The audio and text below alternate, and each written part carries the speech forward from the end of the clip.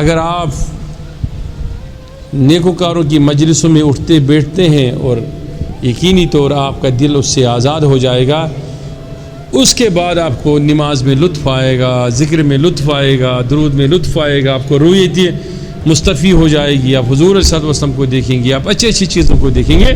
یہ تب ہی ممکن ہوگا کہ جب آپ اپنا دل پہلے شیطان کی چنگل سے آزاد کریں گے۔ اس کے لیے دو بہتر طریقے ہیں۔ ایک تو رومی نے فرمایا، ہاں ہر کی خواہد ہم نشینی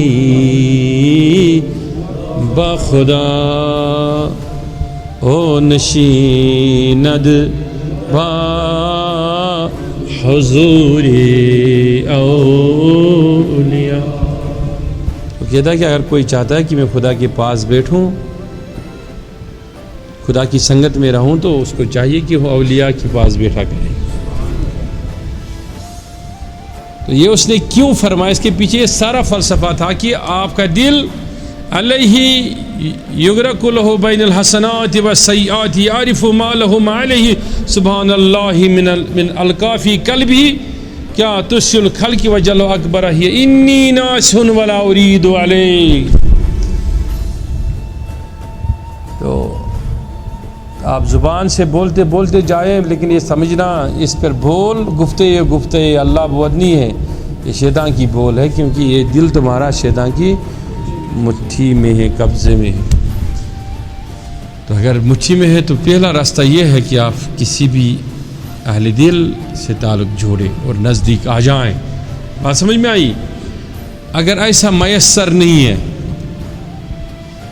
سمجھ گئے؟ اگر ایسا میسر نہیں ہے تو پھر اللہ والوں کی قصے کہانیاں سنو اور یوں ہی اپنا دل کہو کہ میں اے اللہ تیرے نیک لوگوں کے صحبتوں میں اپنے دل کو لگانے کا وعدہ بند ہو جاتا ہوں۔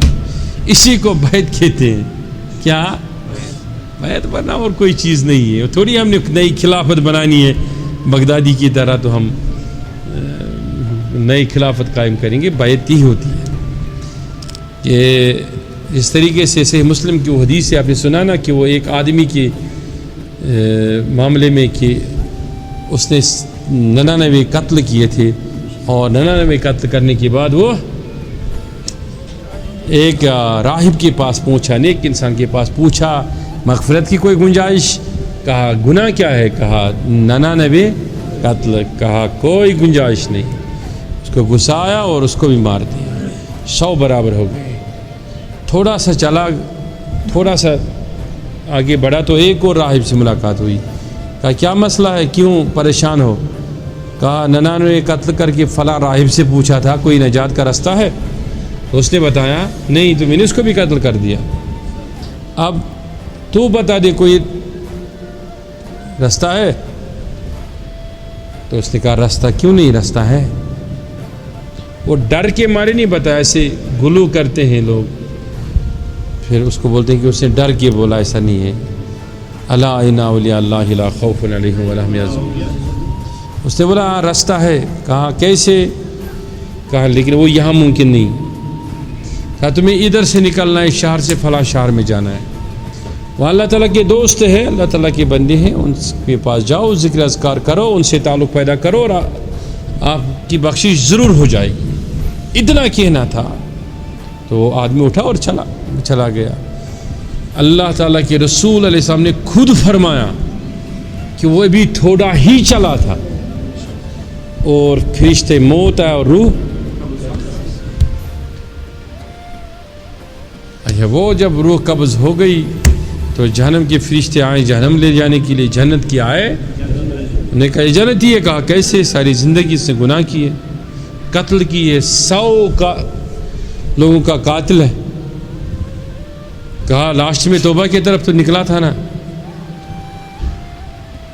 خدا کی طرف ہی تو نکلا تھا۔ انہوں نے کہا ہم نہیں چھوڑیں گے، انہوں نے کہا ہم بھی نہیں چھوڑیں گے۔ بیچ میں اللہ تعالیٰ نے ایک اور فرشتے کو بھیجا، کہا ان کی صلح کرو، آپ فیصلہ کرو۔ تو اس نے کہا بہتر یہ ہے کہ آپ ادھر سے بھی زمین کو ناپ لیں اور ادھر سے بھی ناپ لیں، اگر ادھر سے زیادہ آیا تو سیدھی سی بات ہے پھر تو جہنم ہے، اگر ادھر سے کام آیا تو پھر اسی طرف فیصلہ ہو جائے گا. تو حضور علیہ الصلوۃ والسلام نے فرمایا کہ ہوا یوں تھا کہ ابھی وہ تھوڑا ہی چلا تھا, فیصلہ اس طرف زیادہ تھا. کس طرف؟ جہاں جانے والا تھا. تو اللہ تعالیٰ نے عرش سے حکم نکالا ہے زمین تو سکڑ جا, نزدیک ہو جا, قریب ہو جا, ادھر سے تو چھوٹی ہو جا, ادھر سے بڑھ جا, کیونکہ یہ تو نکلا تھا. آخر فلسفہ کیا ہے؟ رومی نے کہا اس کا فلسفہ یہ ہے کہ مسجدیں ادھر بھی تھی اور خدا کا واجب الوجود ادھر بھی تھا جہاں یہ تھا, پھر اس طرف کیوں سکڑا گیا؟ اس لیے کہ وہاں اللہ والوں کی ایک خانقاہ تھی, اس کو ادھر ہی جانا تھا رجوع کے لیے. تو فرمایا کہ اس نے اگر اللہ والوں کا, نیک لوگوں کا, اولیاء کا تصور ہی ابھی کیا تھا, دل ہی دیا تھا, تو شیطان کی مٹھی سے اس کا دل نکل گیا تھا. شیطان اس دل پر قابض نہیں ہوتا ہے جو اولیاء کے در پہ اپنے دل کو معلق کرتا